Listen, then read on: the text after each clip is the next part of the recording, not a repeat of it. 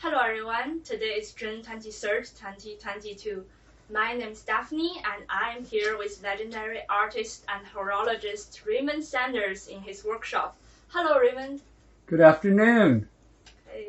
So Raymond, could you tell us your full name, age or date of birth please? I am Raymond Saunders, Vancouver's resident horologist. I was born on February the 7th, 1940. That makes me 82 years old. That's amazing. And what is your place of birth? I was born in Vancouver. And could you explain your profession to us? I am a registered horologist. I took apprenticeships in Vancouver. I worked 10 years as a watchmaker at Woodward's Watch Department, and at that time started collecting watches and clocks. Wow. So how does one become a horologist? Did you have to study at a designated institution in addition to your apprenticeship? They are available, but I'm mostly self-taught by doing the job and being taught by other clockmakers that knew the trade, and they gave me all the hints and skills I needed, and I was already pretty mechanical minded as I graduated from Vancouver Tech High School. With my majors were shop majors, which was I did drafting, metalwork, and cabinet making were the three favorite programs I took, and they all came together and helped me with my career. Wow. So was there a mentor or teacher in the field that impacted you the most, and could you tell us about them? Well, it was several different ones I watched on TV. They're mostly from England, and most of them, I think they've all passed away now because they're fairly old. But there's loads of information available on the net now to train and teach you all the different types of clocks and how to fix them. But you have to be able to do it mechanically with your hands. It's very delicate work. And you have to wear an eye loop if you're doing any watch repairs. I was fixing watches in high school just to make a little extra cash and fix them for friends. And nowadays, all I seem to do is change batteries. And everything's electric. So you started in high school. Yes, I was fixing watches in high school. And what made you join the profession, like professionally, I guess? Well, it was the enjoyment of fixing up valuable antiques that people had in their family for many years and couldn't get them fixed, and the joy that I brought in people's lives by restoring their family heirloom made me feel good too. That's incredible. So what would you say is the most challenging part of being a horologist? It's finding clocks that have been either got rusty or they've just been left for years and years without any work being done on them. And the most challenging ones are the complicated chiming clocks, like grandfather clock that has 3 weights. They chime every 15 minutes, and there's 3 separate sets of gears for each one of those operations. The chime, the strike, and the time. It's 3 times the parts that are in a normal time-only clock. And it's fun because there's so many different varieties of timepieces that were manufactured in all different countries, and each one is a little bit different to work on. The French ones are really well made, and the British ones, of course, and the German clocks are excellent. Manufacturing techniques are all good, and there's certain ones that are more horologists compatible with the trade because they're easy to take apart and put together. Others aren't. They're not so easy to do. That would be the American ones. They're challenging. So did you ever have to deal with the more difficult customers or clients? Oh, sometimes there's some that get problems in their homes when they're like these anniversary clocks that have the glass domes. I've had to make a house call out to White Rock.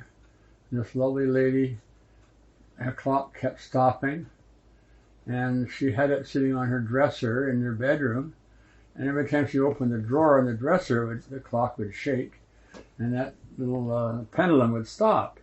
The rotating, the anniversary clocks they're called. And I said, no, you've got to put on a real solid shelf or a table that doesn't get bumped.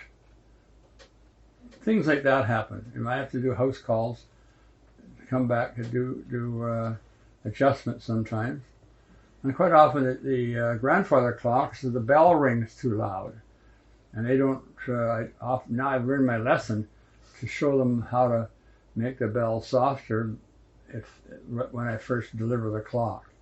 Because some of them, they don't realize how loud well, they were meant to be loud in the old days in the big old homes. But now in an apartment or something like that, they're just too loud. So do you have a favorite clock or watch that you have worked on or built? Well, my favorite clock I built, which is my very first public clock, is the Gastown steam clock. That's your first? That's the very first outdoor public clock that I built, yes. I built lots of other sculptured wall clocks in my shop in Gastown, and there was an article written up in the Vancouver Sun that I was Vancouver's resident horologist, and somebody in the planning department who was in charge of organizing and planning the Gastown area, he remembered that article. He had the Vancouver Library look up the article, and they found out who I was, and asked me could I build a clock to cover the steam vent in Gastown, because all around the city they got these ugly cement planter boxes, mostly with dead trees in them, and they didn't want to have a big cement block in Gastown, so they asked me if I could build a clock. They gave me free steam for it, and I had submitted 3 different designs, and the one they liked was the one that's on the street now. It's a combination of a little Big Ben and a grandfather clock style. And it was a struggle to build that clock, and my friend wrote a book about the clock, which I was very happy to give him all my pictures, and he took the course on how to write a book, and that's what he wrote, and it's and he just passed away a few months ago, and he's got a lot of boxes of books that his wife is going to give me. So I'll be giving away as gifts to people. Is the book published? Like, can the viewers buy them? Yes, they'll be available. I mean, I haven't really set out there's a couple of thousand copies. I haven't really set up I could put them on a website and offer them, yes. But I haven't got the books yet. I got to go over and pick them up in seashells. Thank you for sharing that. And I also want to ask if one wishes to start collecting antique or vintage clock, what are some good places to look up? Well, same old thing. You go to second-hand stores, thrift shops, and auctions, but there's lots of stuff available on the internet. Mm-hmm. And Craigslist and eBay, they always have lots of clocks. And you got to just know a little bit about what to look for, and sometimes they don't describe what's really wrong with them and why are they selling them. They just offer them at a certain price, and you got to decide whether you like it or not. And the problem is you might buy something that has missing parts or something, and you can't find anybody to fix it. And that's happened with me a number of times with people who bought auction clocks, and there's no pendulum, so it's not going to run without a pendulum, or there's no key to wind it up. And those are the most common problems with. But there's lots of nice clocks out there that people are selling that are downsizing. And what should people know about maintaining a wind-up clock or watch that might be an antique or vintage? Well, Usually oiling is the thing that's the trickiest in knowing how to oil the clock, but you can't really get at, you can only get at half of the clock that's in the back of the clock. But there's the same number of places of oil on the front behind the dial. So you can't really lubricate the clock very well. And it's best to do a proper job. You got to take the whole clock apart and wash the pieces and put it back together and then oil it. And then you can give a guarantee with that when it's done that way. But occasionally I find you get a nice clean clock that somebody has bought, but they maybe just need oiling. It's been sitting a long time. And it's a reasonable price to oil a clock. I've done lots of those in people's homes. You mentioned about washing the pieces. How do you wash them? Like well, with you have water? a special clock cleaning solution. I have an ultrasonic machine that puts vibrating shock waves into the solution. That vibrates the dirt off of the clocks. So it's not something you can just do at home? Not really, not easy, no. It's you have to have a dryer that dries them, and you can't leave any clocks wet and let them dry themselves. Sometimes they'll get rusty. So The it's steel best, parts get rusty. it's best to just take them to a professional. Well, if you have a good clock, but if you want to start out with a simple alarm clock or something that's not expensive, there's some kind of mechanism, American mechanism. You don't have to take the whole clock apart. You can just open the mainspring and wash the whole clock in hot soapy water and blow dry it with a hair dryer, and you can then put some oil on it in all the places, and all that information is on the net. Lots of different clock makers showing you how to do it, so you can learn by just exploring the internet. How can I fix my antique clock? And you'll see dozens of things that can tutor you on how to do it. The blessing of living in a time of information. Yes. So move on to more Mayerville related questions. When were you commissioned to make the Mayerville village clock? I think it was 2000 and 2001. Looking at the file, and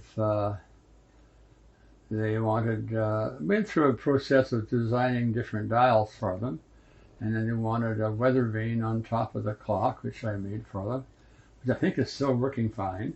Yes. There's no parts required. It balances on a jewel inside the tube, and the wind just makes it move in the right direction. But that was fun to do. I've done a few of them with sailboats and things. And I put the French fleur-de-lis on top, so it looks good with the matching fleur-de-lis on the dials of the clock. But I offered them about 4 or 5 different dial designs, and the one they picked is just the plain Roman numbers and the fleur-de-lis in each corner, which are called spandrels. Those are the decoration. And the mechanism is an electric motor in the middle of the room in a tower, and rods go to each dial, and we lit the dials up with two rings of fluorescent lighting. And nowadays we use LED lights because they don't burn as much electricity, and they're very reliable and long life type. And that's all I put in clocks now is LED lights. That's great. So did you make the clock after a specific model, or did you come up with the design yourself? No, it was all just designed.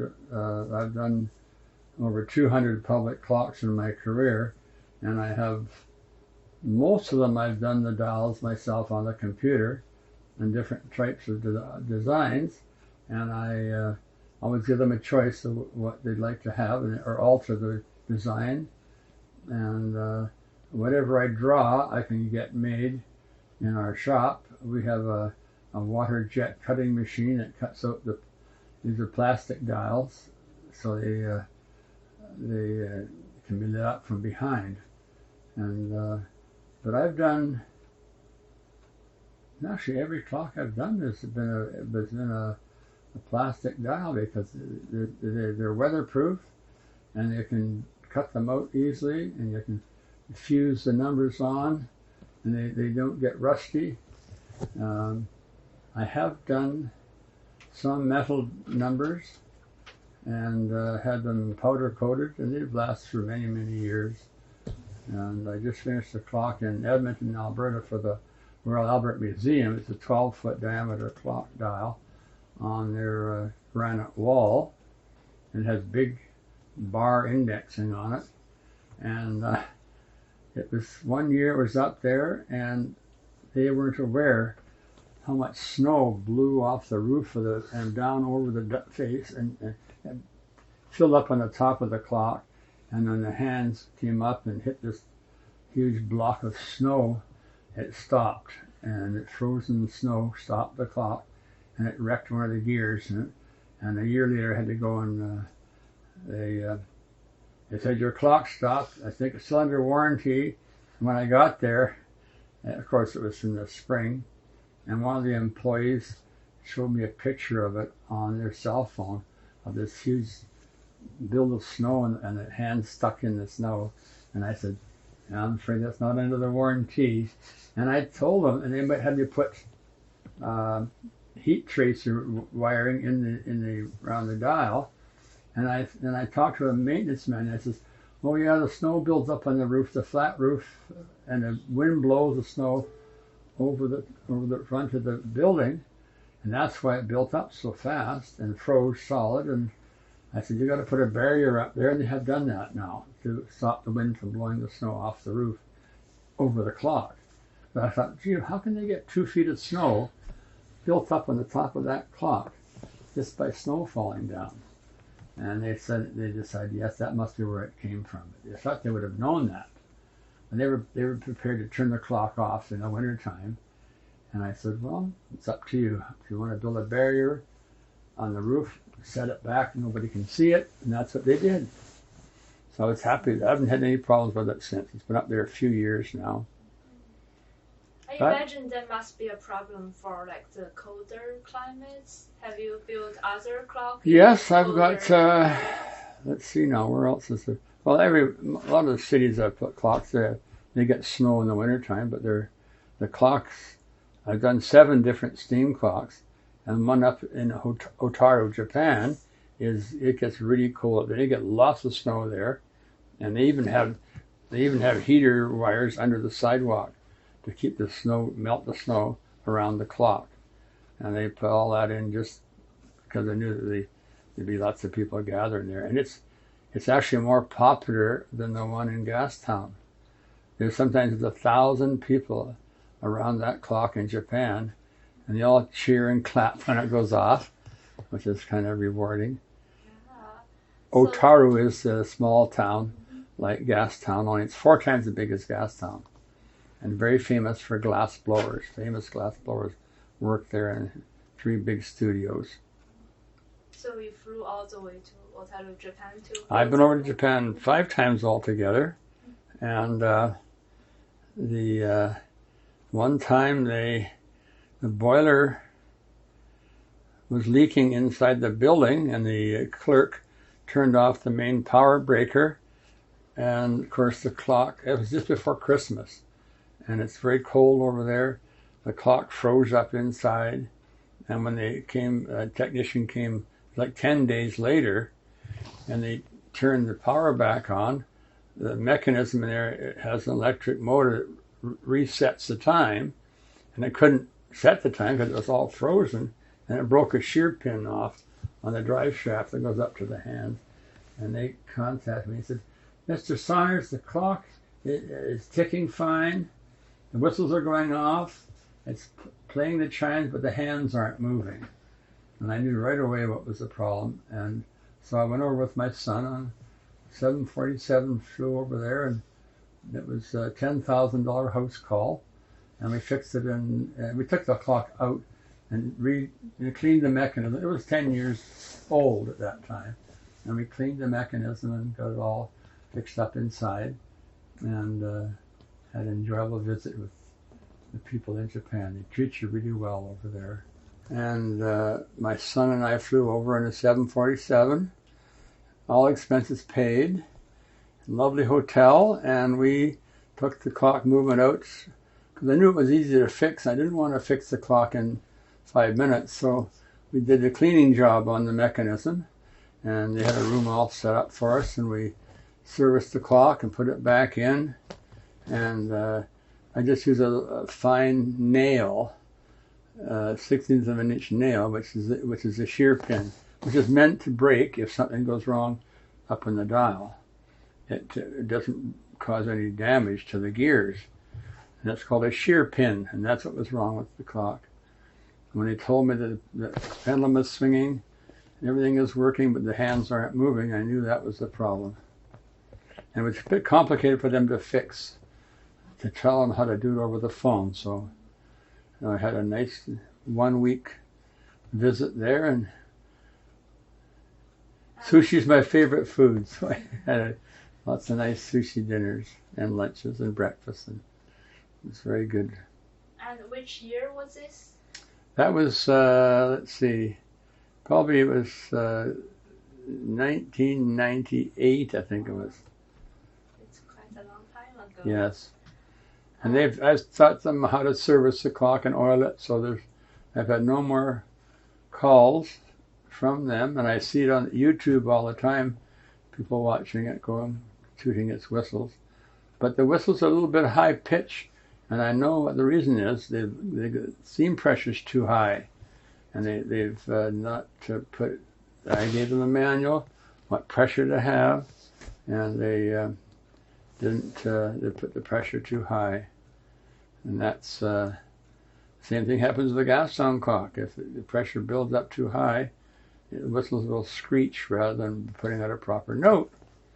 And the story I would like to tell you is, before I went to Japan on that house call, I was coming down the sidewalk with the airline ticket in my back pocket, and there was a film crew at the clock with 3 beautiful airline stewardesses all dressed up in uniform, and a camera crew was there, and it was 10 minutes to the hour, and I said, "Would you like me to speed the clock up and blow the whistles for you?" "Yes, can you do that? We're really behind schedule. We're taking movies of all the sights to see in Vancouver to put in an in-flight movie for Japan Airlines." And I said, "Well, yeah, I can." I blew the whistles for them several times. They did several shots. Look, about a half an hour I was there, and I said, "Oh, thank you." I said, "By the way, I'm going to go to Japan Airlines next week in Japan." He went over and talked to this man in a business suit. He pulled out his wallet, took out his business card, wrote some Japanese on the top of his card, presented that to me, and said, "Show this to the steward when you get on board." And what I found out later, he was in-flight director for all of Japan Airlines, and he wrote on top of his card, "Take good care of this man." Then when I showed him to the steward, "Oh, this man is very important. Come up here to first class right away." And the pilot came and said hello to my son and I. And he said, "Would you like to sit in the cockpit with us when we went for landing at Narita Airport?" I said, "Yes, I'd love to do." And then we chatted for a while in the cockpit there. And he said, what do you do?" I said, "Well, I fix antique clocks and watches, and I'm servicing a steam clock in Otaru. Can you fix an antique pocket watch?" I said, "Yes." He had a family heirloom pocket watch, very nice gold, fancy watch. He brought it down to my store a week later in Gastown. He gave it to me to service, and he was the same pilot on the way back.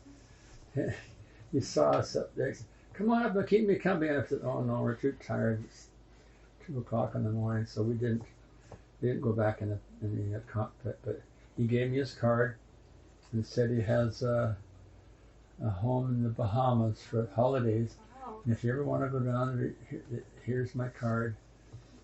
The key's under the mat. And I lost his card. I couldn't find his card. But that was a nice experience. Is he Japanese?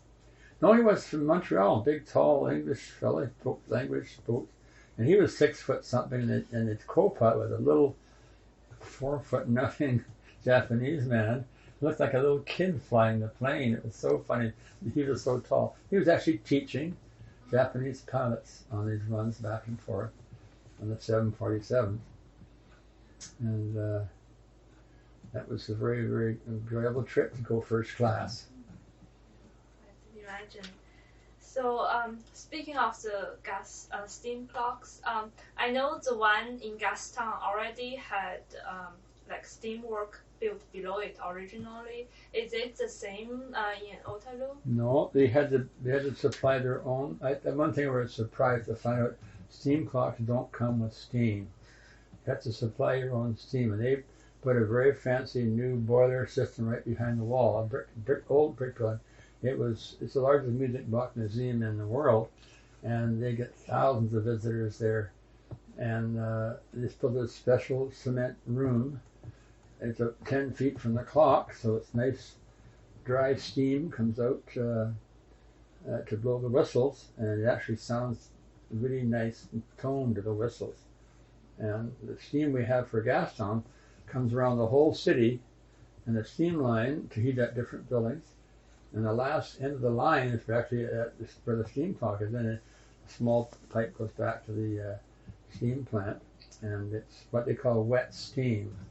So the steam, it's got lots of moisture in it because it traveled so far. And that's why we have the whistles having steam come out of them all the time. It's to keep the whistle hot. It makes a proper note. If it was a cold whistle, it would take a little while for it to get to a nice sounding note. And that also attracts attention to it, have steam coming out all the time. And they've got 5 big boilers at the steam plant right by the stadium there, and there's nothing to them to supply the steam. And there's quite a good sized room underneath the sidewalk. You go down there, and man, I've been in it once, but it's very warm in there, and that's the idea. The vent in the bottom of the clock, cold air goes down, and the hot air comes out the other side, and it keeps the room moderately cold, not cold, but warm enough or cool enough you can go down there. When they do service any equipment there, they have quite a strong fan, a tube that blows the air in the room down under the sidewalk. In the wintertime, there's never any snow around the clock because the sidewalk is warm and it melts the snow right away, so you'll never see snow in the wintertime around the clock. It's for 10 feet of nice warm sidewalk. I guess that clock is so much more difficult to maintain than our Mayarville village clock because that's a steam clock.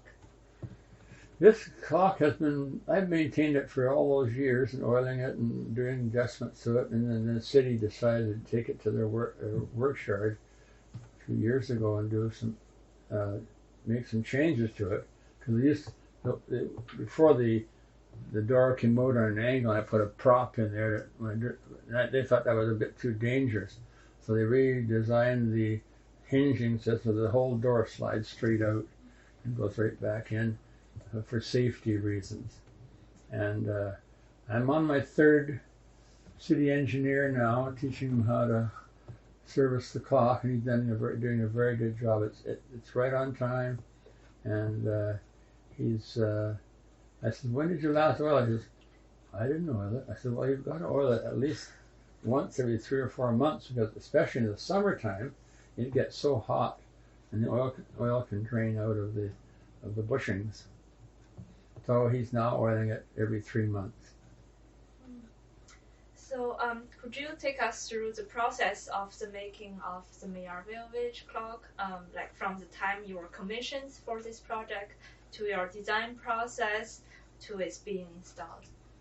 Well, it was a case of starting off with getting a deposit so I could buy the materials. And I had a friend who was an structural engineer, and he gave me a very good price for engineering the structure of the floor and the framework that held the clock. And then I ordered the clock movement from the USA, from National Time, and they've been supplying my movements for many years. And they're very dependable, and they have a very long life because the mechanism is in an oil bath, so all the gears oil themselves as they run, and they last a long time, many years, and they're made to the one in Millardville clock, I don't think I even changed the motor yet, and it's been going all these years. But they have a regular routine maintenance schedule. Whenever I do the time changes for daylight saving time, I also lubricate everything, and it needs cleaning, and that's why that clock is well maintained. But they have had a few power interruptions there, and I think my contract includes two power interruptions a year that are included in the maintenance. But you have to put a big ladder up. But everything came together quite nice. We cut all the fleur-de-lis things out in the water jet machine, fused them to the dials. The dials are put in with brackets on the back, and then we put the neon lighting system in, 2 different valves that light up 2 dials each, and I haven't had any problems with the lighting system. I don't think there's been any other problems with the clock at all. And it's been quite a few years, but I noticed a little bit of paint peeling off on one side of the hands. I guess that must be the side that gets the most weather. And the signage, which says Millardville, Village of Millardville, that need to be repainted, and that's part of the restoration work I'm going to be doing out this summer sometime. I didn't do them originally. There was some other sign company did those, but we're going to sandblast them and powder coat them with a nice gold tone color that will look nicer and be easier to read and look really spiffy looking. So when the city commissioned you to make the clock, did they make any specific request on like the style of the clock? Because I've read that to, I guess, pay homage to the French-Canadian heritage of Millardville, they wanted it to be like the village clock in an old Quebec town. Yes, I see.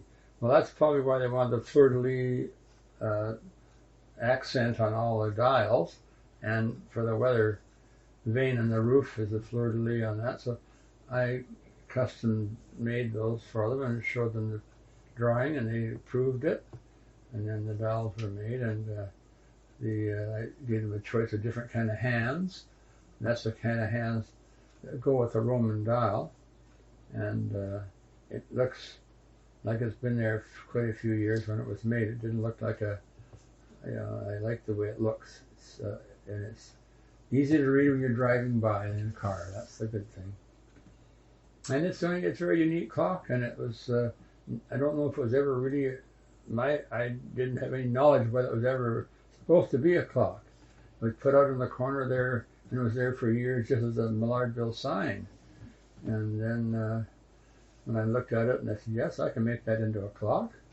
And then I just took photographs of it, and I did on the computer, superimposed the dials on the designs, which I tried to find in my file, but they're on a stick somewhere, and they might have got lost. I've gone through 3 different computers since the Millardville clock was built, and I should have. But now when I do clocks, I keep a lot more photos and records of the construction of them. That's so interesting because the Millardville clock is almost like a little pavilion that you can go inside and look out. Is that there already, or did you build it? No, that was all there already, and the gardens have been improved. So I think the lovely planting. I think they have 2 or 3 plantings a year, so it's a very pleasant little place. And I'm recommending that they repaint the fences because they're showing signs of rust as well. It gets lots of rain and moisture from the traffic going by there, and it needs to have regular maintenance every few years. It's been quite. I mean, I never had to do any painting it, but I've offered. But it's to really do a good job on the fences. They're ornate wrought iron fences that are painted. You got to really take them to a shop and do them indoors, sandblast them, put undercoat on them, and then put what they call powder coating, which lasts many years. And that's what I'm recommending. But I haven't got a quote yet on that. Our shop can do it, but it's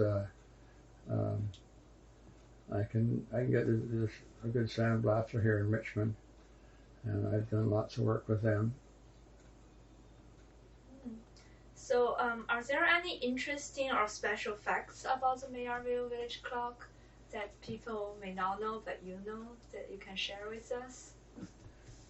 Well, it's just a unique clock. It's a nice height and design size. For the size of the dial is this nice size for the height and the dimensions of the clock, and it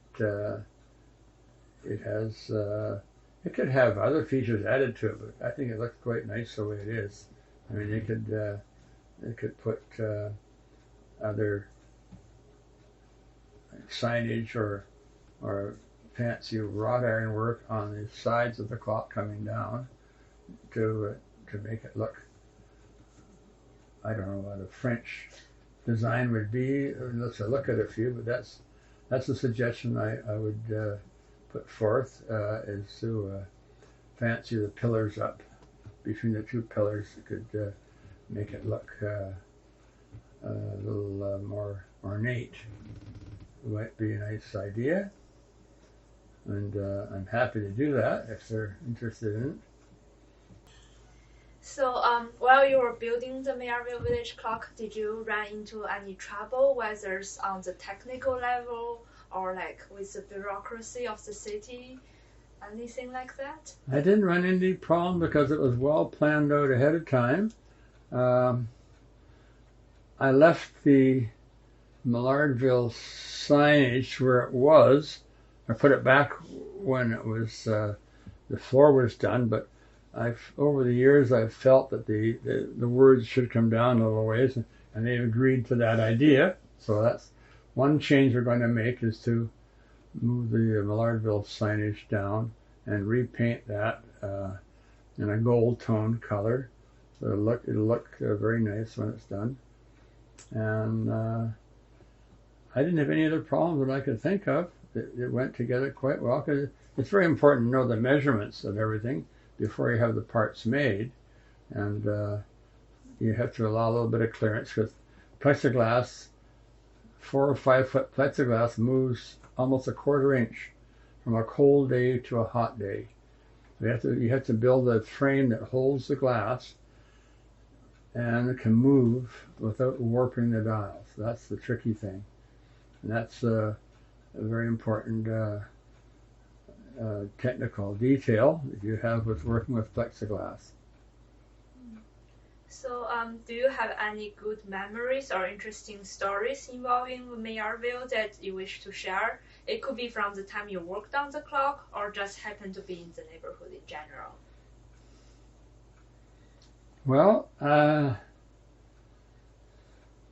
I've been there all different times of the year when they've had power failures, but a couple of times the drive shafts have come a bit loose, and there'll be a different time on one dial or on the other dial, and one time one of the expansion units, it came right off, and the rod was down on the floor, and one clock wasn't running at all. The other 3 were on time.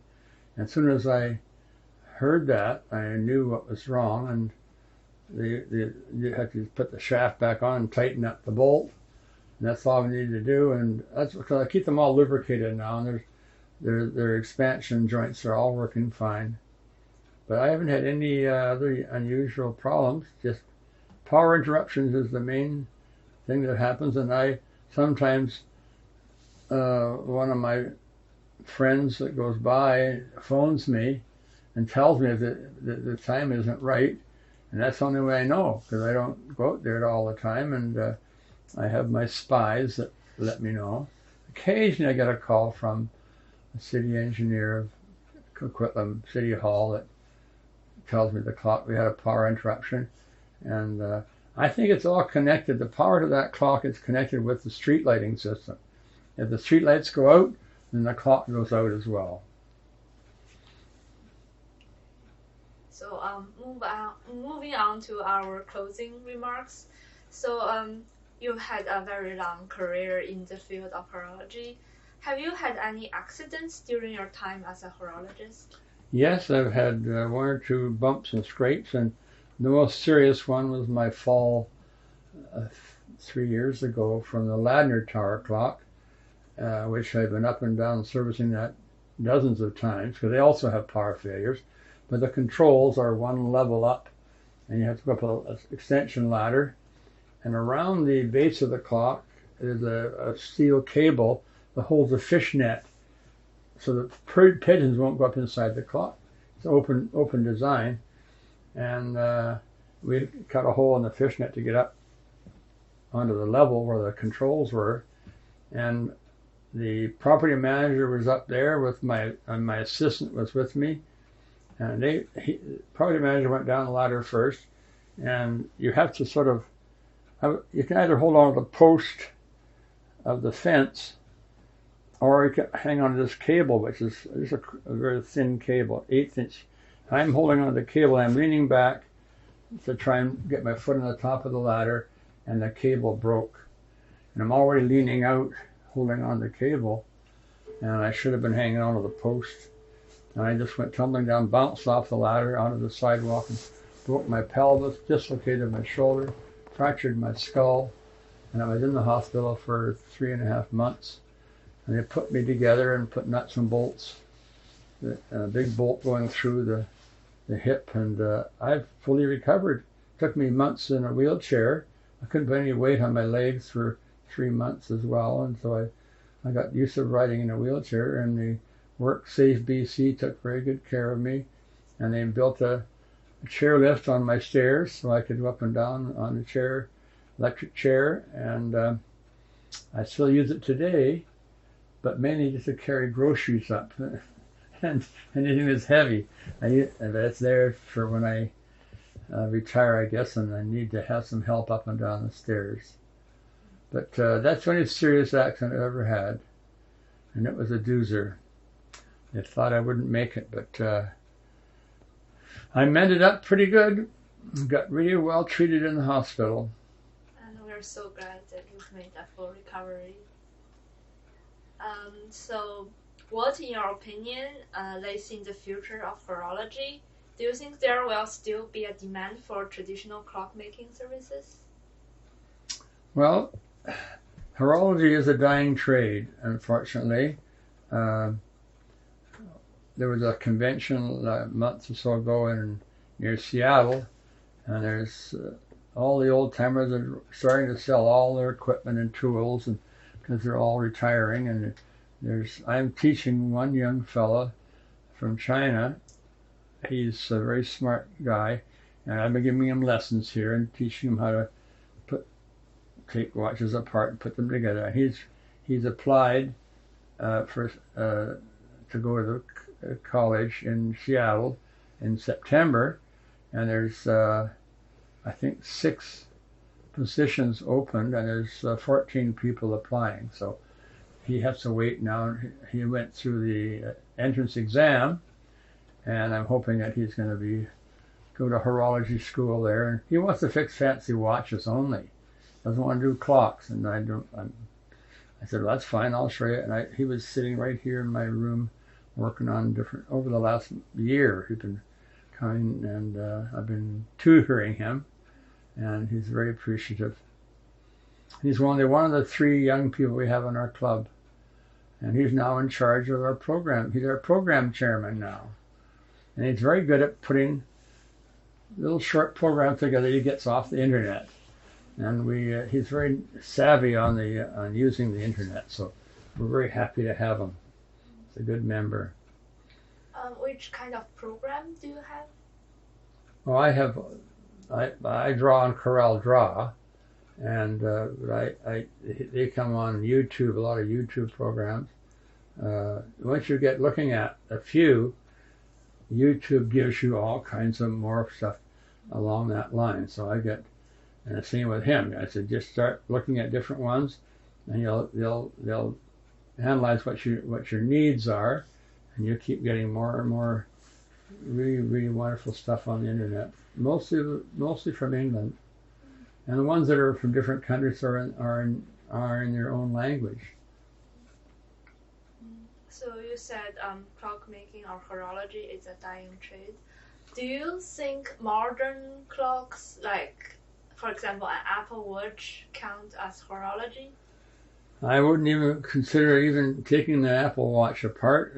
I just cannot work with digital stuff, and I can quartz watches I can service, put batteries in those, but that's why I think it's a dying trade, because they're putting out these such incredible timepieces that you can tell the